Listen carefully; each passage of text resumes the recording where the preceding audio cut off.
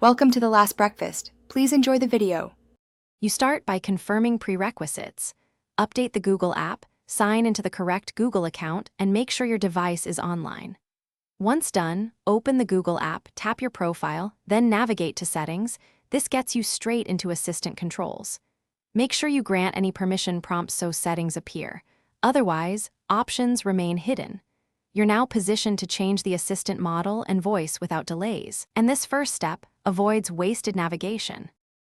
Now you'll change the core model. In Assistant settings, find the Model or AI selection menu. Devices vary, so look for labels like Assistant Model or AI features. Tap into that area, choose Google Assistant as the active model, and confirm any prompts.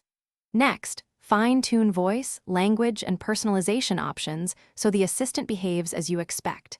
Make sure linked services and accounts remain intact. Some settings migrate, while others need reauthorization, so relink any smart home or calendar services if prompted. Finish by saving settings and rebooting your device. This ensures the new assistant fully loads. Test with 3-5 commands: basic query, calendar, smart home control.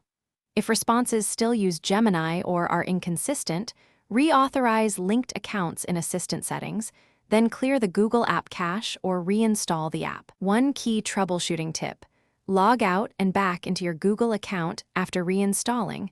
That often forces the assistant model switch and resolves lingering profile conflicts. Thanks for watching. If this was helpful, leave a like and consider subscribing. See you next time.